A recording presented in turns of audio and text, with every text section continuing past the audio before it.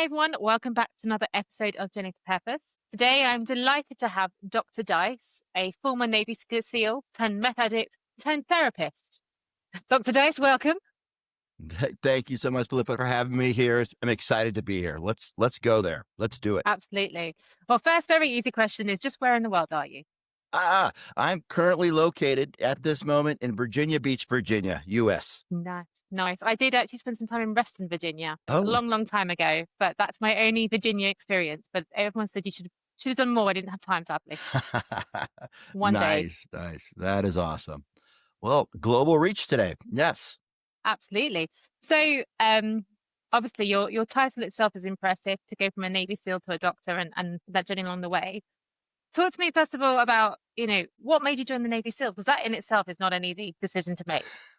And it's funny. I wasn't one of those kids who grew up with SEAL posters on the wall and couldn't wait to be a frogman. I actually, I was the oldest of 8 brothers and sisters, all homeschooled up in the mountains of Northern California, like really remote, 89 people in our hometown, just itty bitty Wow. isolated. At 16, I ran away from home because there was one girl my age who wasn't related to me and she didn't like me. And so That's I rough. got out of I got out of there quick. But jumped into school, started taking a million different classes, I had like an Indiana Jones hat back then. I was super excited to get out in the world. And I remember taking an EMT class that I kind of fell in love with. I was like, wow, this enables me to help others. This is like a cool thing to do. Mm, And at that time, there was a fire rescue rig. The Klamath River Hose Company was hiring people. First, as volunteers, you can come on board and you can get involved and participate in saving people. And that was super feeding. I remember going on calls like a vehicle over the embankment into the river and down wow. there and extricating the patient and putting him on a backboard and getting him out of there. And that was just excitement. That was hero stuff. And I did that for a couple of years. I do remember very much, like, many times waiting for the ambulance to get there, like, hurry up, guys, hurry up, guys, hurry up, guys. And the ambulance would come, code 3, and they would load them up and start an IV and then lights and siren back to the hospital to save the day. And Yeah. so that was appealing. And I took a bunch of classes and transferred over to the Northern Siskiyou ambulance. And I worked on an ambulance for 2 years. And I loved that. I loved, like, in the bunkhouse waiting for someone to dial 911 and they were going to call me, and I would spring to action. And there were many calls we went on that were like, a domestic dispute. And we had to stop at the curb and literally wait for the law enforcement to show up to clear the scene and make it safe. And those guys, had faster cars. Those guys had guns. Those guys could bust skulls, and I was like, those guys are the man. And so I started taking classes and I was going to transfer to a sheriff's office that was hiring. And my chief pulls me up and says, Dice, what are you doing? And I said, well, I just, I'm trying to be all I could be. And I said, what's top of the food chain? And he said, without even hesitating, a Navy SEAL. Yeah. And Philippa, that was my entire decision-making process. I was like, oh, okay, I'll do that. And I went down to the Navy recruiter and put on the delayed enlistment program. I want to be a Navy SEAL. And that recruiter saw me coming a mile away. Oh my gosh. I asked him, I said, what's an EN? Cause I told him I want to be a corpsman on a SEAL team, it would be very apt for me to do that. And he signed me, the paperwork said EN, which is an engineman. And I don't know if you know this, but an engineman is not a corpsman. An engineman is at the bottom of the ship where a corpsman would hang up in the air-conditioned space. The engineman's down there, 130 degrees, double hearing protection, miserable place. So from the get-go, my introduction to the Navy was, haze, gray, and underway, and it didn't look like I was going to be a corpsman. But I did get a shot at BUDS. I did get to get through BUDS, and believe the hype. It's no joke. Navy SEAL Mm, training it is, it does take the years off your life. But all 3 of those jobs, firefighter, paramedic, Navy SEAL, the camaraderie, the small unit, the drinking, all, yeah. all of that was pretty freaking like, wow, these are my people. And I was introduced, especially in the Navy, to this wonderful elixir, this solution for everything, that if you and I had a problem, Philippa, like if you and I had a beef, our supervisors say, you guys go get a drink together and solve this. Yeah. If I'm new guy at a platoon, guess what? That's a case. We're going to have drinks. If I screwed up, I got to pay up. If you drink to indoctrinate, you drink to celebrate, you drink to elevate, you drink to separate. I mean, any issue we're going through, I had a solution and I clung to that. I was like, this is amazing. I carried a Mm. flask everywhere I went. If you're having a hard day, I would be right there, Johnny on the spot. So all of those groups, I love the camaraderie, but I also love this newfound solution to my issues was alcohol. Eh, I mean, it is a solution, or it can be a solution. It was for a Um, long time. and I know from my own British Army experience that we did a lot of drinking. Yes. And there is, like you say, I think people can't understand that camaraderie the way that the military or Hmm. the blue light services do it, right? Because Yeah. you're in such a unique position, but you also go through such unique training, and you need to trust the man or the woman on your left and right, and you need to be able to feel that you can go forward into any situation with them. And It actually, is. getting absolutely rat-assed, it's one of the ways you find that out. Yes, that is true. And so all of that I was really drawn to. But something I didn't realize happened when you join the military, and I think you can relate to this. The people who step to the line to defend their country, the people who want to enlist to protect freedom and all those are people who care for those ideals more than anyone else. They're willing to put their life on the line Mm, to protect those ideals. What I didn't realize is that when you sign on the line, you give up most of your freedoms. true that. Yeah, I mean, it was amazing that the people who cherish freedom the most give up the most freedoms. I think that that's really poetic though, isn't it? Because Hmm. basically, in order for others to be free, and I remember when I was in Afghanistan in 2011, and in the UK we had some riots. And I remember watching these riots on this screen back in Bastion and going like, how dare they riot when we're out here getting paid peanuts for the freedom? But at the same time, it's like, but that's how it should be. I mean, like That's the whole rioting was a exactly whole different right. thing, but that's what you do. And it's hard to again explain why would you do that, but there's Hmm. something in you that goes, yeah, I want to make a difference, and this is how I want to do it, so that idiots back home can riot while I'm getting shot at in That's right. Afghanistan. That's right. And I always, that's funny. Whenever I meet someone, going through life who's just an outstanding, or they're doing it, or they're out there protesting something they believe in, or, some of those amazing people you meet in the US, or anywhere globally, the people you meet out there, I thank them for reminding me of why I did what Hmm. I did. It's like, gosh, that's why I did that. Yeah, I mean, there's always the asshole out there doing something wrong, and you're like, oh, well, I did it for you too. But I don't appreciate it as much as the person who's rocking it. Yes. absolutely amazing. And so, you've embedded yourself into the SEALs. By the way, as an army person, the thought of living on the lower deck of a ship in any situation just sounds horrendous. I'd Oh, rather have it like a is. camp bed on a field, or just sleep on the field any day than do that. So fair That play. that sounds so good. I know. I remember working with, speaking with some Ingemen who were out there in the fleet, and they were talking to me as a SEAL, and they'd say, I could never, I can't imagine doing what you do. And I looked at him and I go, I can't imagine doing what you do, buddy. Thank you for doing what you do. Oh, I oh think my engine gosh. men and also submariners as well. They're like, Yes, why would you do this to yourself? But anyway, they do, and we they appreciate that do. they do as well. We do. Someone has to do it, and thank God it's not me. Yeah. Yes. Oh man. So SEAL teams, real rock on, serving my country, kicking ass out there, deploying, coming back. But bear in mind, this is pre 9/11. We're not at Okay. war. It's like sharpening your knife every day, hoping you get to use it, getting spun up and getting ready and not doing anything. And so it's almost torturous. And Mm. if you don't give me a mission, I'm going to make one up. I'm going to get into mischief. I'm going to get out there. If you've ever been to a concert and you see some lunatic climbing up there in the scaffolding, that's me out there. You put some alcohol in me, and I'm going to go pull up a manhole cover and let's go exploring. That's Sounds totally what healthy to me. Yeah, I absolutely. we're going to find some adventure somewhere.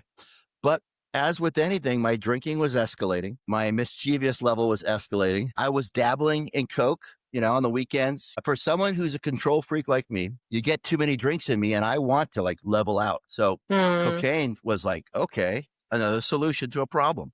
And it allowed me to drink more. So it was a win-win. Unfortunately, the Navy doesn't see it that way. They frown on drugs a lot. But I was not getting in trouble yet, but I was smart enough to realize that something's going to happen sooner or later. There's the writing on the wall, watching other people get in trouble, and going, oh, I'm going pretty hard, dodging some bullets. So that was beginning to sink in. My reenlistment comes up. Now, I love my job. I love my country. I love the guys. And I'm beginning to wonder, gosh, should I stay in or should I drink how I want to drink and use, like, I'm now experimenting in ecstasy, which is freaking crazy. It was too much fun, but I'm doing all these other recreational activities, and addiction had its hooks in me. I mean, it was pulling me away where I wanted to question, do I want to be a frogman or do I want to use drugs and alcohol? And it wasn't an option of me doing less drugs and alcohol. That wasn't even on the Right. table. It was, how can I have both? So I didn't reenlist. I had a number of injuries already going on. And so I decided to punch out. And there's something else happened to me there that was life changing. All those freedoms that I had given up for so long. I had been basically, as a firefighter, worked on ambulance service, now in Navy SEALs. It's like I had this structure in my life. I had this cage on me. And when I got out of the military, it's like someone opened this cage and released this animal, this highly trained animal, into the wild. And I got all those freedoms back in one day. And it was almost overwhelming. Like, I could do whatever I want. I don't have any accountability. That was, in my entire adult life, I had never had that before. And And how old were you by this stage as well? so that would be almost 30, Okay, almost so 30. really you've kind of been institutionalized by this point I've been in some way. Yeah. institutionalized. Yes. Never had all those adult freedoms. And so I mean, I remember, like, there's not being any guardrails to how much you could drink or how much drugs Hmm. you could do or what you could experiment with. It was just a matter of staying out of jail. That was my only real concern, was not get arrested. I mean, So and just that being the line is quite interesting as well, though, right? Because there's people who would go like, there's steps before that point. But if you're at the point where you're going, oh, the worst that will happen, I'll get arrested. It says to me, you're already quite a long way down this path of yes, and it's yeah, not like don't do anything illegal. It's don't get caught yeah. doing things. Oh, yeah, yeah. So you're already stepped over what's legal and not. It's just not getting busted. I don't think it's a secret that cocaine's very expensive. Um, uh, I was using a lot then, and I needed the hustle to make some money. I was putting on a suit and tie, trying to be a businessman for a while.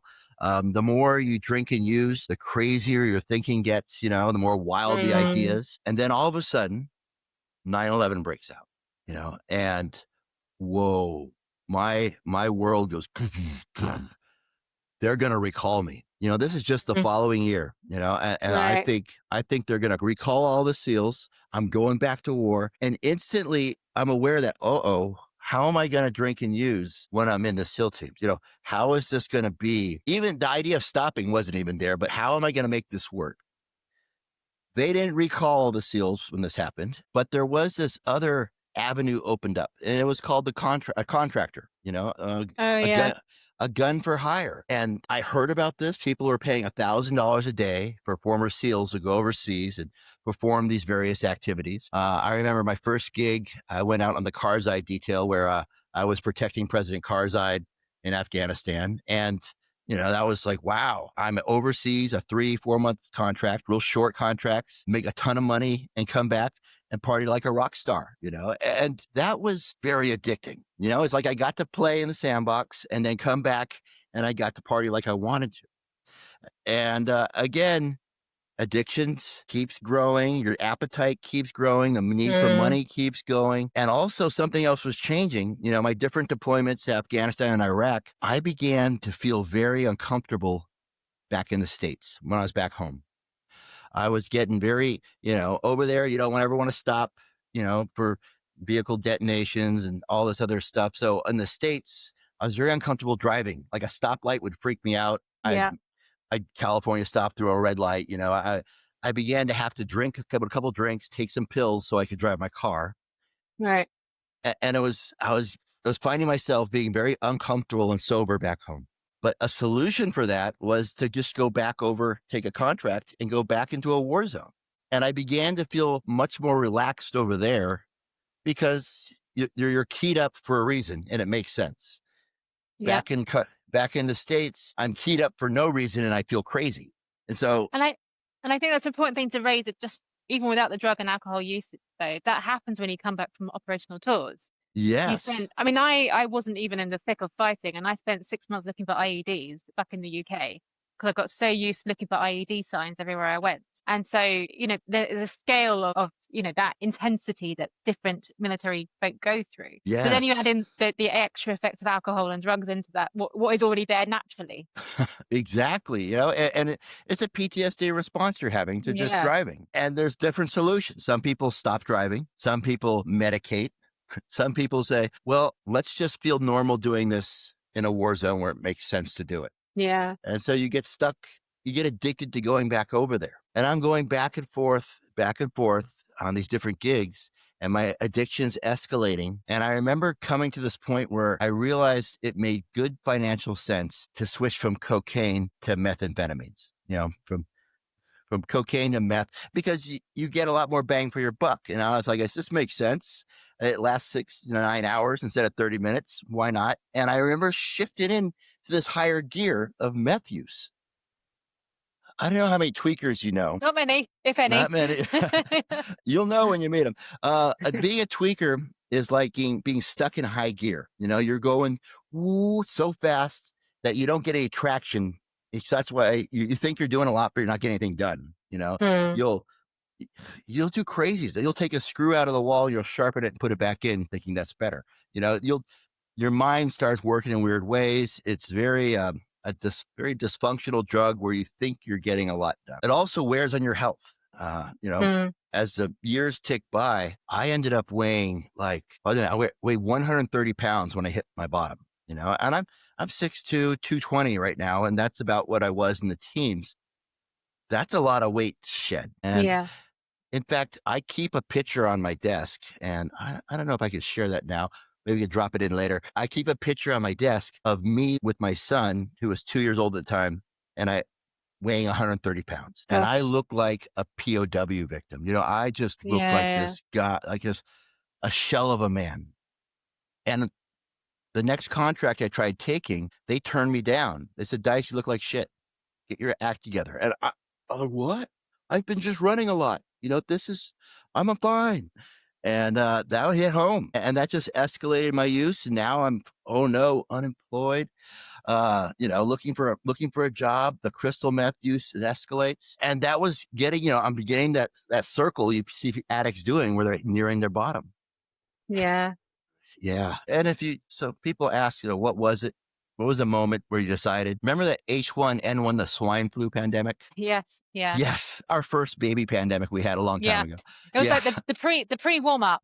that's right. Yeah, the little Yeah. precursor, the previews. That's it. The, Yeah. that was going on, and I was on a 3-day meth bender, and I remember the daycare called. I had a 2-year-old son at the time, and he was in daycare. The daycare called, and the call comes into my phone, and when you're all messed up, you don't answer your phone. You listen to the message afterwards, and the message said that there's been an exposure at the daycare. We're having all the parents come in and please pick up your kids. And, to me, in this state of being, methed out, I was like, oh no, my son's in trouble. I got to get to him. Let me just hit this pipe. Let me just get straight. Let me get ready. Let me get my stuff together.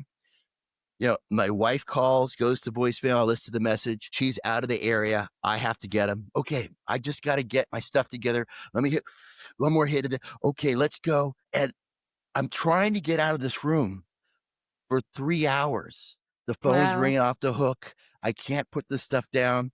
I'm just like, and I'm like almost like like tears are coming. I need to leave. I'm trying so hard. Philippa, I remember looking at my cell phone and turning it off, Wow. pushing it under the bed, and just like my spirit had snapped and I was just going to use. My whole life, I have been training to be a hero. For everything, my whole being was to be that. And my son needed me and I could not get there. Oh, And that's when I stopped looking in the mirror. I mean, and firstly, hope your son was okay. Uh, but Yeah. is this the point where where you went, God, this is enough? Like, or was there still a further fall from this point? This is when I stopped looking in the mirror. This is when I began to not want to wake up when I use, or, Hmm. you finish a bottle of vodka, you say, screw it, or you deserve this. And I was like a passive suicide, just going as Right. hard. It wasn't for like another month of that further spiral that I ended up in this other house, and it's like debauchery rooms everywhere, people shooting up over there, fighting over there. It's 3 a.m. I've been up for a couple days, and there's these two little boys, like 11, 12 years old, with this little shirt, jeans on, no shirt, and they have these airsoft pistols, those little plastic pistols that shoot plastic pellets. And they're running around the house and they're sweeping the shit out of me. And I'm like, what are you doing? Just angry with them. And I said, screw this. And I walk upstairs, I pass out in this pile of dirty laundry. And one of those kids wakes me up, kicks me in the leg and goes, hey, freak, hey, freak. And I roll over and I'm looking up at this kid, expecting to see this child. And I see this kid with like shark eyes. Like there's zero innocence left in this kid's eyes. He's seen too much stuff for someone so Hmm. young. And I realized in that moment that my dad died of this disease. I'm going to die of this disease. And this is what my son is going to end up with, this disease. I mean, I could see it all play out in front of me. And that was whatever reason I got off that floor. I went down, stepped down to the kitchen of that house. And back then we didn't have like Google and shit. I had to like dig through the kitchen until I found the Yellow Pages, which was our former Google. And I looked for a treatment center and I gave them a call. That was the moment where 51% of me said, I got to get out of this somehow. Amazing. Man, yep. I was 9 hours late getting there to the treatment center. I showed up there, and the first 3 days, you're just crashing, burning, miserable. And then on the third day, I realized, oh, this is a 12-step recovery place. Oh, I hate these guys. Yeah, I did. I did not like 12-step recovery. I thought they were a cult. These guys, oh my gosh.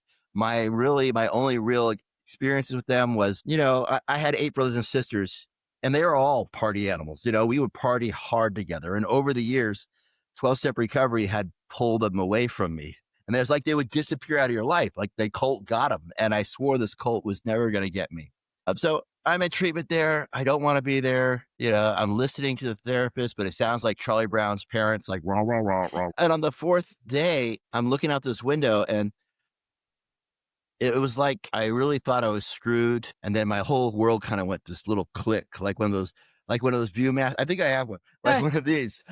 oh yeah, you still love those. Yeah, yes. One of these. It's like my world went click from I'm screwed to maybe this shit will work. It was just like Mm. a maybe. And I was like, I sat up, I looked at my therapist for the first time, and he looks at me and he goes, whoa, where'd you come from? And he said, I didn't make eye contact with him for like 3 days. And I finally Yeah. looked at him and I began to listen a little bit. I shared a little bit. 4 goes by, day 5 goes by, day 6 goes by. I'm participating more. And on day 6, they pull me out of group. And the insurance people at the treatment center says, your insurance has deemed we're going to lower you. We're going to transfer you to a lower level of care. We're going to take you out of treatment and put you in outpatient. And Okay. I lost my shit. I said, Hmm. if you would have come to me 3 days ago, I said, yes, sir, get me out of here. But I finally wanted to be there.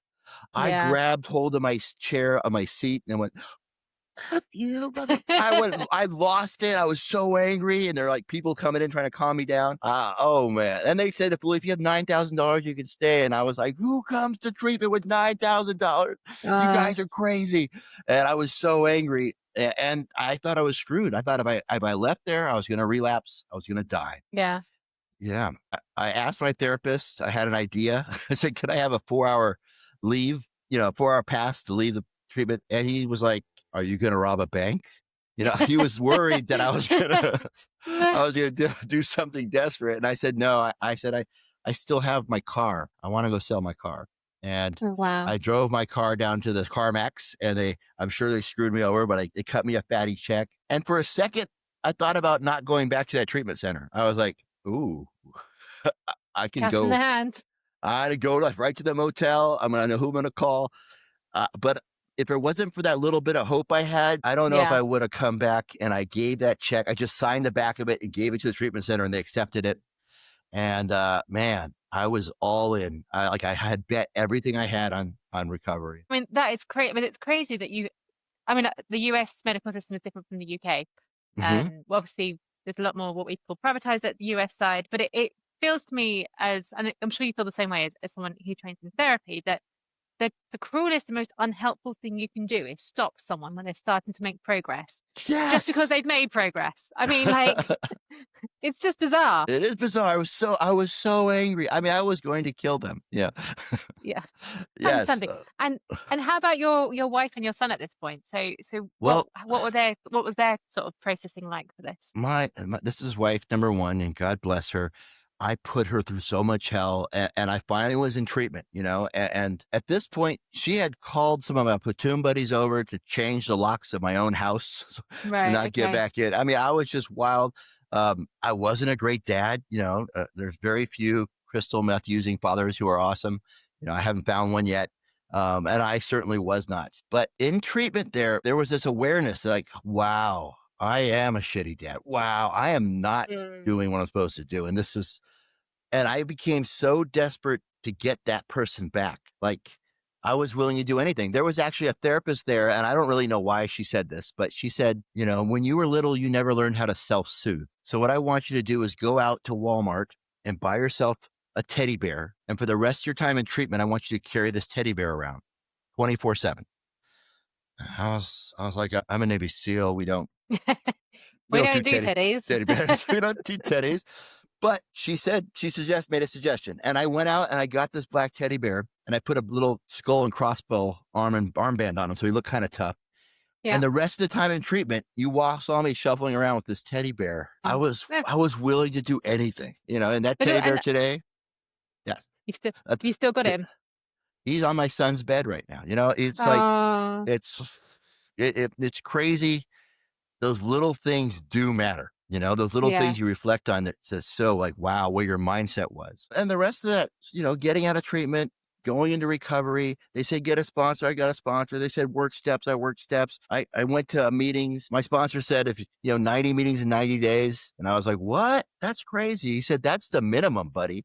If you use Wow. harder than that, you got to go to more than that. And so I went crazy. I dove into recovery. I did everything I was supposed to do. And after a year, everything about me had shifted. Felt like I got my honor back. I felt like I was being a productive member of society. I was amazed that I could sit down and be authentic and real and talk to someone. I was sponsoring guys, and I found that I was way more empathetic than I ever realized. Like I could access feelings and I could connect. And something in me wondered, could I do this for a living?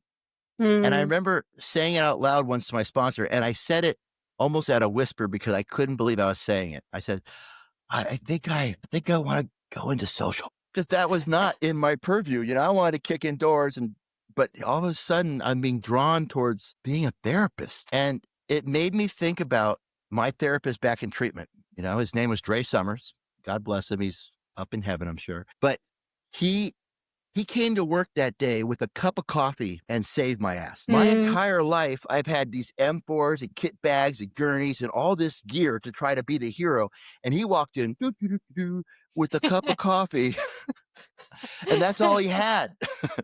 I said, that guy's a badass. And I wanted to go back to school and be a therapist. And my sponsor says, go for it. And I went Amazing. back. I didn't have any degrees. I went back to a little junior college, and I didn't know if my brain would work. And I got my, I got my associates in social sciences, and I transferred to Old Dominion University and got my 4-year degree in human services. And with that, I went on to my master's in counseling, and I got my CSAC and I got my license. And so I went back at 5 years clean and sober. I went back to that treatment center, the Farley Center in Williamsburg, shout out to them. And I asked them on my recovery date, I said, 5 years ago today, you guys saved my life. Can I work here? And they hired me. And Amazing. I got to work there. I got Dre Summers, my therapist, was still working there. He took me under his wing, and I got to be like his apprentice for a whole year. And this is the killer, the kicker for me. At about a year into working there, Dre wanted to go on vacation. and he asked me to cover his group. And I'm sitting in his chair with his clipboard and his little duck pen he had. And I'm sitting there ready to be a therapist. And this guy walks in and he sits down in the same chair I sat in. And he looks out the same window I looked at. And I'm looking at him and I'm realizing, holy shit, everything in my life had to happen exactly the way it had to happen for me to end up to be right here for this guy. I was like Amazing. trying not to break down because I'm the therapist. I'm trying not to start crying. Yeah, You yeah, yeah, know? yeah. But I was like, I was overwhelmed with this feeling of this is my calling. This is what I'm supposed to do. This is it. Oh, I I, loved running groups. and what I love about your story though is actually I think all along you just wanted to serve, right? Mm-hmm. That's been the thing. And I do think there's something to be said of military personnel who don't get to serve in operations. I mean, Mm-hmm. it's a problem these days, but obviously there is, you want to prove yourself, you want to show what you're worth, and you want to do it as part of that team. So I do think it contributes to that feeling of loss and that feeling of needing to overcompensate somewhere else. And for some people, that is alcohol and drugs. And for others, it could be extreme sports or gambling Yeah, or other addictions. you're so right. Yeah. But I mean, you're so the, right. That is it. I the had to complete the circuit. Yeah. yeah, but Yeah. the thing is, you did, and not everyone does. And Well, so I guess with the work you do now is how obviously you've got some experience to draw on. How do you help them complete the circuit? How do they help people come back to themselves? Like, what does it for yeah. you? For me, that working there, being a therapist, that was great. I recognize for veterans coming through treatment, there are additional challenges for them. I recognize, wow, they have more defenses. They need different. And so I went back to school for my PhD, my doctorate, and my dissertation was on what interventions work best for the veteran population and really dove into that. But also the part that got to me was like, how did so much in my life change in 12 months? How did everything shift? Mm. And I looked at 12-step recovery. I said, why does this work? Because in that discovery, there's over 200 different 12-step fellowships out there. Oh wow. There's Okay.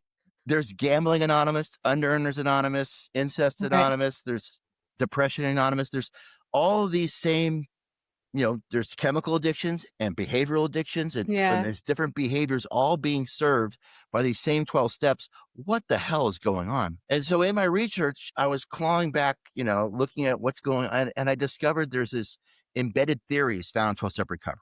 The first three steps are stages of change. Steps 4 and 5 are narrative therapy. 6, 7, 8, and 9 are CBT. And the final 3 is existential. And it's like, whoa, this is what's going on. If therapists knew what their patients were going through, they would know how better to support them. So Mm. I began presenting at, national conferences, international conferences on the embedded theory found in 12-step recovery to help therapists better serve their clients. In doing that, I was also lecturing at ODU and at different treatment centers, helping patients realize that, hey, 12-step recovery sounds like a cult, but look what's really going on. It's almost like Mm. bringing credence to that, like, hey, trust the process. There's bigger forces at work than you realize, and kind of maybe just sowing confidence in their 12-step program. Let them know, hey, there's more going on. Trust the process. Here's what's really happening. This is why it's working. Some explanation for their treatment. And I call that the holistic change model, a way for you to see the nuts and bolts of how recovery can work for you. And I use it to help therapists understand 12-step recovery. I use it for patients to help them understand the process. And all of that led to me not only lecturing and talking and speaking, but also I wrote this book. And this book, it's funny, every Navy SEAL out there is writing a book. This is, You this is guys have not a stories to tell. I know, but this is not a combat book. This is not a shoot 'em up, blow explosions everywhere, carrying your buddy. This is not that. This is a story of a high performer who looks like he's like, oh my gosh, this guy's dialed in, but under the hood, and to steal the phrase from who says this? The check engine light is on. It's I forgot his name. But anyways, something's wrong. Something's under the hood is going on. Mm. It's not sinking, but he's hiding it well. It's like all the stuff I'm thinking as these stories unfold. And it's not pretty. Most of the stuff I write in this book, people are going to ask, why did you put that in there? Talk about a cringe moment. Oh my gosh, you're going to go to jail. There's a lot of stuff in there that you're just like, that's crazy. when you work in recovery and therapy and you listen to people's stories, they live crazy lives. Mm. The insanity of the disease keeps you in these insane loops. It's like therapists live chaos adjacent. It's not a boring job. We get to see and hear just insane stuff. And a lot of people don't realize that the stuff they're keeping secret, the skeletons in their closets, a lot of people have them. And that Mm. shame and that secrecy keeps them sick and keeps them from getting help. So if you are wondering what's wrong, this book might shed some light on what's going on under the hood. If you have a loved one who keeps doing the same insane shit over and over again, this might shed some light on what's going on inside their head. Those are the two people I wrote this book for, because I found a lot of parallels in every single addict and alcoholic's story. Just the Mm. details are different. I love that. I also think, and I do love a good, I'm under firefight, I've carried my buddy out, I've rescued an aunt, I hear, because these are also really important stories and they're amazing. But they are not for everyday people, though. Let's be honest. Like, That's true. even the military, there are degrees of that. I was in the intelligence corps. I was not getting shot at in big old firefights every day. I was mostly behind a desk, hanging out with the Marines and the artillery, going, "Oh, that's a bad man. You should go after him." It's a very That's us. different situation. But Mm-hmm. the stories of the craziness that happens, and I love the shame that we hold to ourselves, those skeletons in our closet. I think it's really important to open those closets and go, you know what, you're not the only one, you're not the first person, Mm-hmm. and sadly you won't be the last person. And That's that's so where true. the book can really bring power to. That is going, and hey, look at me, I was at the top of my game and I still have those things, because hey, I'm still human. It's true. And it goes back to this quote I heard Steven Spielberg share once in an interview. He said, if you can argue statistics and facts all day long and you will never shift another's Mm. perspective, but you share a story and you have a chance at showing someone another view. We share our stories. We're authentic or real, the truth, getting it out there. That is the real meaning of connection. Yeah. And it's needed more so now. I mean, I know it's great that you and I are talking across the Atlantic thanks to the internet, but Yes. we can't lose sight of the fact that actually real connection does also involve real people in real places doing things together. And that Mm-hmm. is so much more power. If you can't get anything else, the internet is great. But if you can go out into the world, if you can have real relationships, it'll make your life so much better in the longer term. Oh my gosh. And it's funny, this new thing, Zoom, this is the pandemic gave birth to this new medium of communication.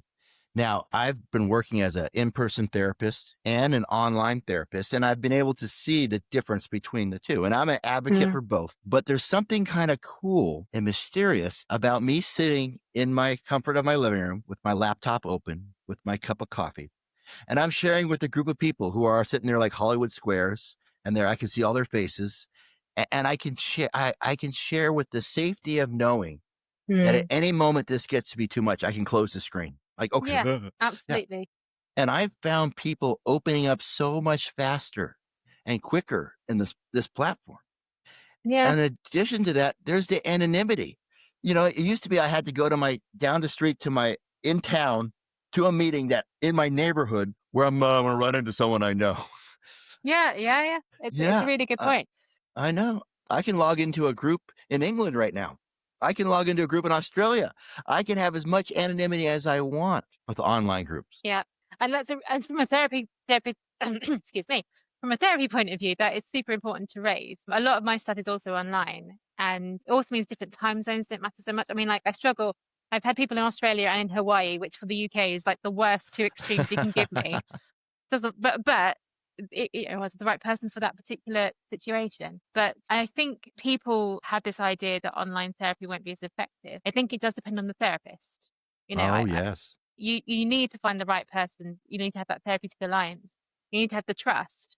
But you are right. It's a lot easier to trust someone initially by not being in the room than it can be in the same room, because you don't have the same physical overload as well as the mental one. True. Oh my gosh. Yes. So, oh my gosh. So what's next for you? So you're going to keep doing this work. You've got the book. Have you got a vision for what you want to do, where you want to go? Well, I currently own, I'm a co-owner of Bishop and Dice Defense. Ta-da! Bishop Hey. and Dice Defense, we're 3 years in the business now. And what our mission is, we understand veterans, law enforcement, first responders are hard to reach. And so what we do it was almost like a bait and switch. We will go out to your police department. We'll go out to your VA. We will, introduce ourselves. We will outfit your men with the best freaking gear, the coolest gadgets out there. We'll provide training from some of the world elite trainers.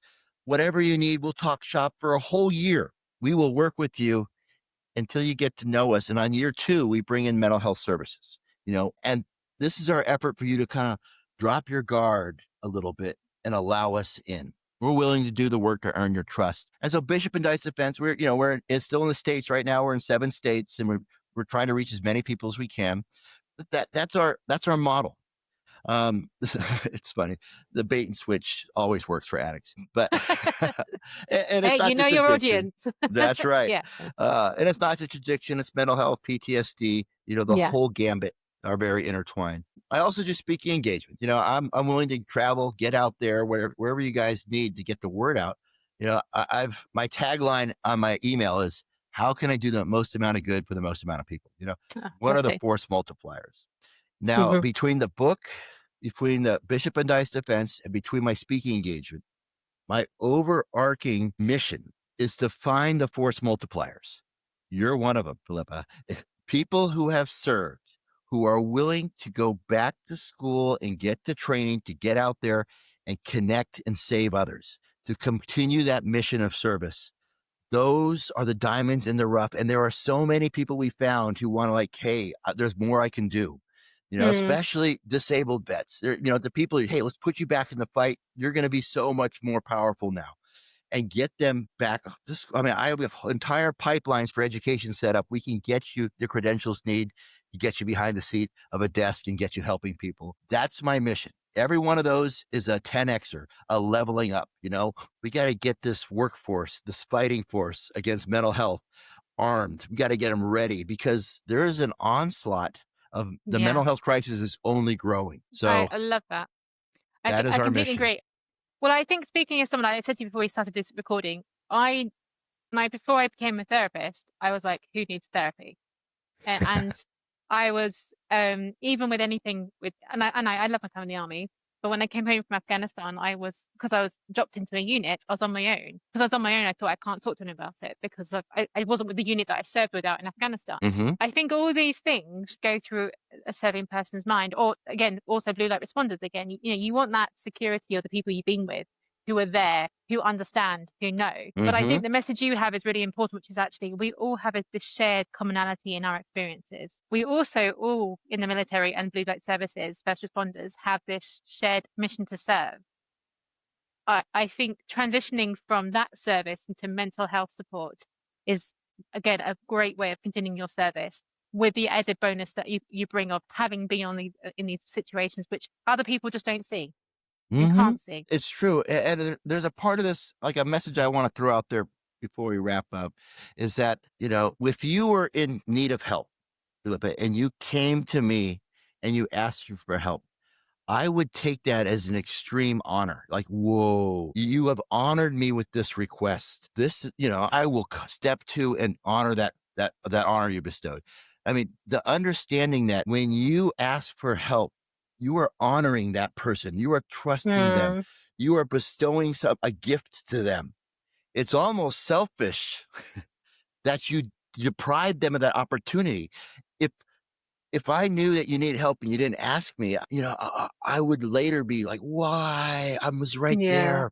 So know that it's not troubling someone to ask me for help. It's not, bothering them. It is giving them one of the greatest honors to be able to help your buddy, to help your wingman, to help your swim buddy. There is no greater honor than me carrying you out of combat. That is something that I've been training and I want to do my whole life. So if you're in help, know that you are honoring someone when you ask. And if one day the tables will be turned and that you might bestow the honor to you later. We all take turns being up and down. Absolutely. I love that. How can people find you, Dr. Dice, to go on this journey with you? I know. Well, I made it super simple. You Google Dr. Dice, Dr. Tony Dice on any platform, and I'm gonna pop up. You can go. My link tree will be in the comments section here. You can go to drdicebook.com and you can get on my mailing list. for my book release. Just YouTube the shit out of me. You'll find all my videos. I put a lot of these presentations online. I try to get the message out there as much as possible. I try to make it easy for you. Amazing. And they will all go in the show notes. And I have already checked out your YouTube channel and it's very good. So I recommend going there.